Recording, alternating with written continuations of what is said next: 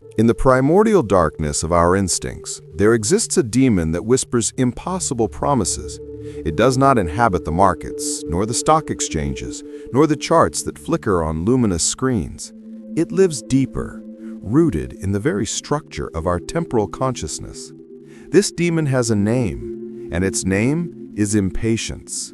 Not the common impatience of daily life, that superficial irritation before a slow line or a lingering traffic light. No, this is primordial impatience, the one that makes us believe we can reap before we sow, that we can steal the fruits of time without paying its price in waiting.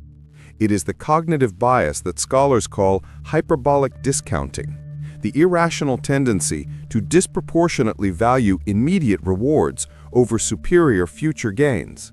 It is the invisible force that transforms investors into gamblers, that converts gardens into deserts, that transmutes patience into catastrophe.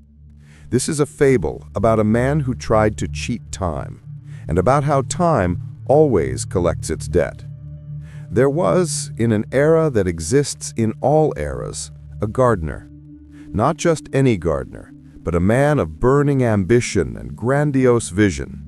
His name has been forgotten by history, as befits those who learn existence's bitterest lessons.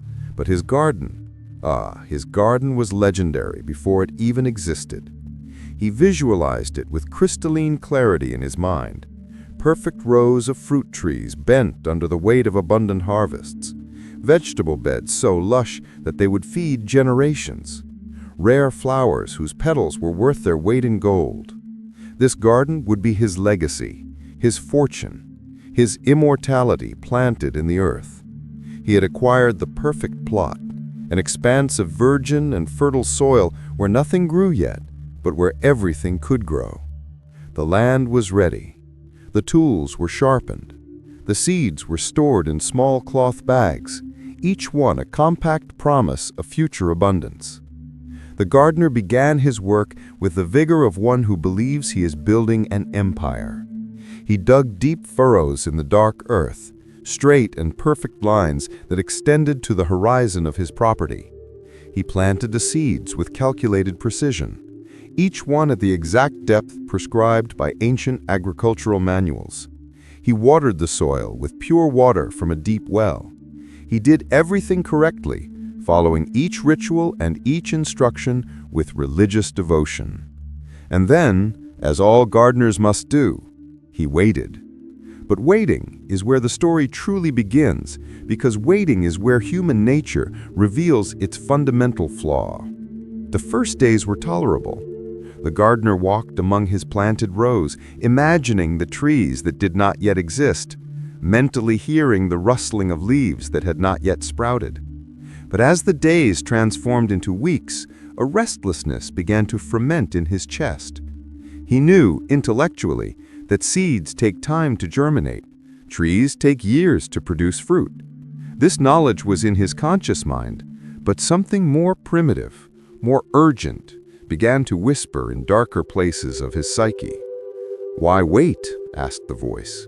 "Surely there must be a way to accelerate the process. Surely nature can be persuaded, negotiated with, forced to yield its fruits more quickly." Here we see the first stage of hyperbolic discounting in action. The human brain did not evolve to comprehend distant rewards. Our ancestors on the savannah needed the fruit in the tree today, not the promise of a harvest 6 months from now. The limbic system, that ancient and emotional structure of our brain, simply cannot adequately value the future. A certain gain today activates our reward circuits with much greater intensity than a larger gain tomorrow. This is not a character flaw. It is an architectural flaw of the neural kind. The gardener, like all of us, was a prisoner of his own biology. Then, on a morning heavy with fog, the gardener made his first fatal decision. He began to dig up some seeds to check their progress. Just to see, he justified to himself. Just to confirm they're germinating. With fingers trembling with anxious anticipation, he carefully excavated around an apple seed he had planted 3 weeks earlier. When he finally exposed it to the gray light of dawn, his heart leaped. The seed had cracked. A small white sprout, thin as a strand of hair, emerged timidly from its interior. Life. The process had begun. But instead of satisfaction, the gardener felt only a more intense hunger. If 3 weeks produced this, what would 4 weeks produce? And why wait 4 weeks when he could check tomorrow? The compulsion to observe, to measure, to confirm progress became irresistible. He began to dig up seeds daily, then twice a day, inspecting each small sprout, measuring each millimeter of growth with increasingly precise instruments. In his feverish mind, he was being diligent, attentive, scientific. In reality, he was disturbing delicate processes that required darkness, stability, and uninterrupted time. This is the cruel paradox of impatience. The more we try to accelerate growth, the more we delay it. In the financial market, this manifests as the investor who checks his portfolio compulsively, who sells during small dips and buys during small rises, who never allows his positions to simply exist and grow. Studies demonstrate that investors who check their portfolios daily present significantly inferior returns to those who check monthly or quarterly. Why? Because each check is an opportunity to commit an emotional error, to sell at the bottom and buy at the top, to react to noise instead of signal. The gardener was creating volatility where there should have been stability. But the story does not end here, because impatience is a slippery slope. When mere observation was no longer sufficient, the gardener began to intervene more actively. He read somewhere that fertilizer accelerated growth, so he applied fertilizer. Not at the recommended dosage, but in generous quantities, doses that his desperate logic insisted would produce proportionately greater results. He read that water was essential, so he watered. Not when the soil was dry, but constantly, keeping the earth in a perpetual saturation, because surely more water meant more growth. He read that sunlight was crucial, so when the first seedlings finally began to emerge from the earth, he placed mirrors around them to concentrate and amplify each available ray of sun. The garden became his laboratory of impatience, his temple of accelerated gratification. He barely slept, spending nights in vigil under lanterns, observing his plants with the intensity of an alchemist waiting for lead to transform into gold. And for a brief, illusory moment, it seemed to work. The seedlings grew faster than expected. Their stems elongated dramatically, reaching heights that would take months to achieve. The gardener exulted. He had discovered the secret. He had cheated nature. He had compressed years into weeks. But nature is not cheated. Nature simply waits. The seedlings that grew so rapidly were abnormal. Their stems were long but weak, thin as toothpicks, unable to support their own weight. Their leaves were pale and translucent, deprived of the pigments that come only with adequate development time. Their roots, constantly disturbed by the gardener's excavations, never developed the depth and complexity necessary to anchor and nourish a healthy plant. They were grotesque parodies of plant life, stretched and deformed by the superabundance of resources applied without wisdom. This phenomenon has a name in agricultural circles: etiolation. It is what happens when plants grow too quickly, desperately seeking light, sacrificing strength for speed. The gardener watched with growing horror as his plants began to collapse. One by one, they bent under their own inadequate weight, toppled, and died. The overnourished earth became toxic, salted by excess fertilizer. The constantly waterlogged soil rotted the roots that had managed to form. The plants that did not die immediately developed diseases, fungi that thrived in the perpetual moisture, pests that attacked weakened and vulnerable plant tissues. Within 6 months, the impatient gardener's garden was an expanse of devastated land, a cemetery of unrealized potential. Where there should have been young trees growing patiently toward decades of productivity, there were only dead stems and exhausted earth. The gardener had invested his entire fortune in this endeavor. The seeds were expensive, especially the rare varieties. The fertilizers were costly. The time dedicated was incalculable. All lost. Not through bad luck, not through natural disaster, not through plague or drought. Lost through impatience. This is the essence of hyperbolic discounting applied to finance. When an investor buys a stock, he is planting a seed. Solid companies grow over years, accumulating value through reinvested profits, market expansion, incremental innovation. But the impatient investor cannot tolerate this process. He checks the price compulsively. When he sees a 5% drop, he sells in panic, even though nothing fundamental has changed in the company. When he sees a 10% rise, he sells to realize profits, even though the growth journey has only begun. Or worse, he seeks shortcuts, invests in get-rich-quick schemes, chases speculative stocks that promise explosive returns in weeks, not years. The data is brutally clear. A classic study by Terence O'Dean analyzed thousands of investment accounts and discovered that investors who traded most frequently, those who constantly tinkered with their portfolios, underperformed by significant margins. Investors who traded most actively had annual returns approximately 11% lower than the market. Why? Because each trade is an opportunity to commit an emotional error, to sell at the bottom and buy at the top, to react to noise instead of signal. Warren Buffett, the most successful investor in modern history, has a philosophy that can be summarized in one sentence. The stock market is a device for transferring money from the impatient to the patient. His preferred holding period is forever. He buys excellent companies and lets them grow without interference, allowing time and compound interest to do their miraculous work. This is not an exciting strategy.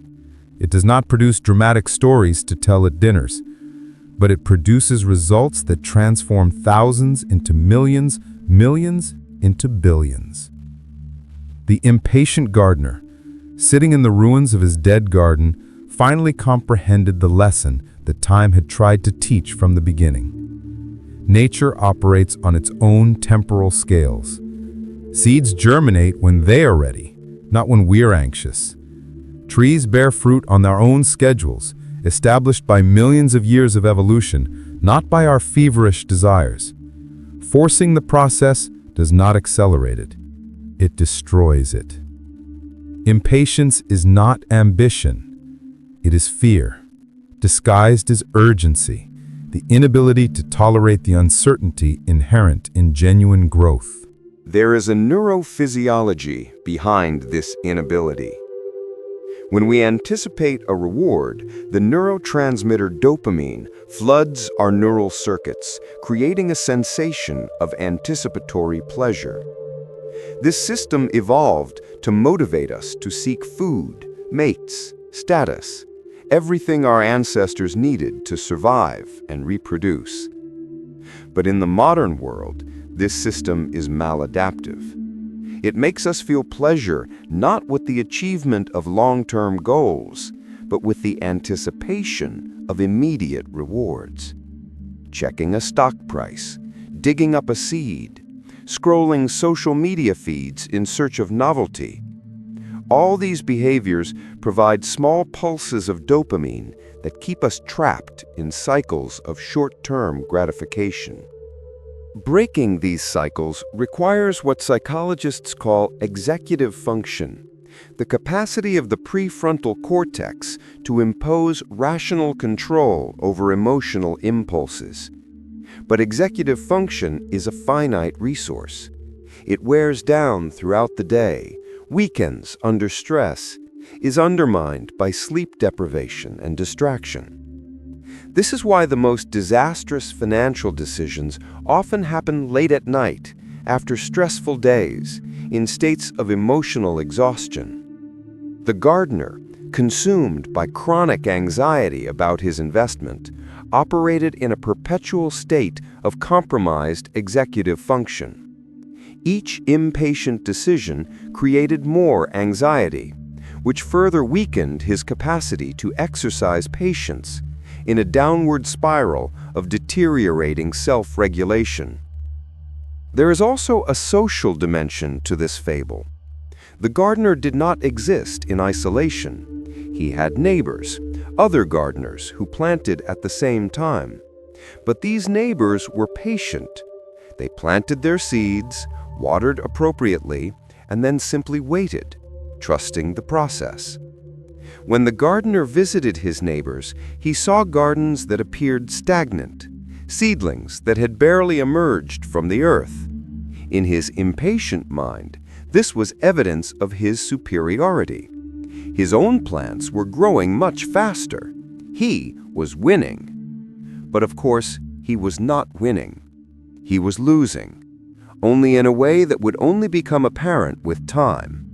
1 year later, when the impatient gardener's garden was an expanse of barren land, his patient neighbor's gardens were flourishing. Young trees, small but vigorous, with deep root systems and robust stems, were beginning to bear their first fruits. They were not abundant harvests yet, but they were reliable promises of decades of future productivity. This is the power of compound growth, slow but inexorable. Albert Einstein supposedly called compound interest the most powerful force in the universe. It is a quote probably apocryphal, but the truth it expresses is solid. When you allow growth to accumulate upon growth over time, the results eventually become exponential. Consider, a tree that grows 6 inches per year for 20 years produces a 10-foot tree. It is not impressive on any given day, but it is a tree that can produce fruit for 50 years. An investment that returns 8% per year without any additional contribution doubles in 9 years. In 18 years, it quadruples.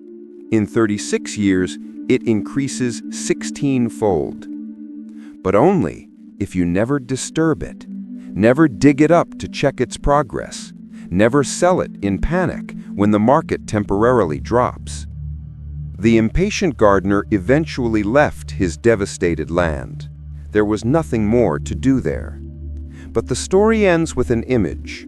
Years later, someone reported seeing him in another region, beginning again, with new land and new seeds.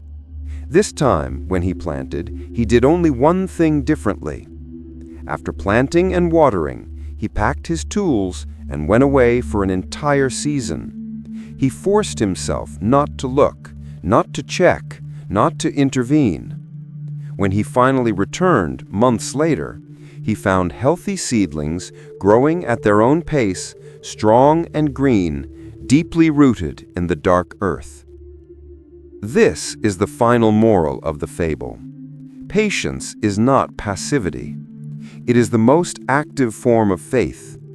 It is the conscious decision to allow natural processes to unfold, to resist the temptation to control what cannot be controlled, to value superior future outcomes over inferior immediate gratifications. In the financial market, this manifests as the discipline of buying quality assets and then simply living your life, allowing years and decades to do their silent work of accumulation.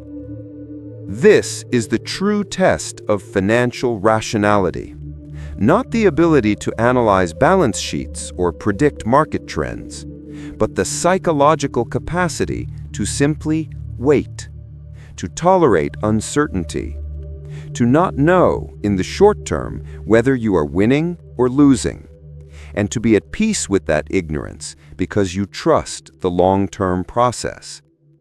Most people fail this test. They do not fail for lack of knowledge or resources. They fail because they are human, and humans have brains built for the Pleistocene savanna, not for 21st century capital markets. But knowledge of this flaw is the first step to overcoming it. When you understand that impatience is not a moral failing, but a neural predisposition, you can build systems to work around it. You can automate contributions to your investment portfolio, eliminating the need for emotional decisions. You can intentionally limit how often you check your investments, perhaps only quarterly or annually. You can write your investment strategy during moments of rational clarity and commit to following it during moments of emotional turbulence.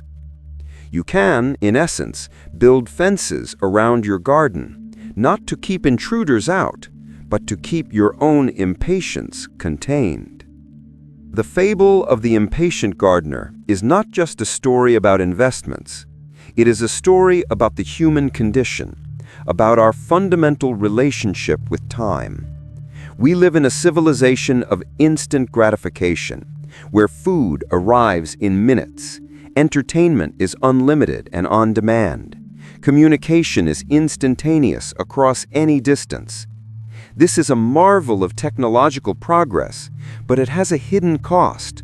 We are losing our collective capacity to wait. And in a world where true value, whether financial, intellectual, or spiritual, always requires time to develop, this loss of patience is a silent catastrophe. The best investments, like the best gardens, are those you can safely ignore. They do not require constant attention. They do not demand perpetual intervention. They simply need time. Time for roots to deepen. Time for compounds to accumulate. Time for the slow but inexorable miracle of growth to do its work. The wise gardener plants and then steps away, trusting in processes that are older and wiser than any human anxiety. If there is a single lesson to extract from this somber fable, it is this: time is the true asset. Not money, which is merely a medium of exchange. Not skill, which can be developed. Not luck, which is capricious and uncertain. But time, the only thing none of us can manufacture, buy, or recover. When you invest wisely and then allow time to work without interruption, you are harnessing the most reliable force in the financial universe. When you yield to impatience, you are throwing away this irreplaceable asset, wasting years that will never return. The garden is still there, somewhere, growing silently in the darkness. The question is not whether it will grow. The question is whether you will have the courage to leave it alone long enough to see what it can become. This is the choice we all face in every financial decision we make: immediate gratification or patient accumulation. Most choose the former. The few who choose the latter inherit the future. Subscribe to discover the hidden truths about money, time, and the human nature that govern our financial destinies. The fables continue, dark and eternal, waiting in the darkness for those wise enough to listen.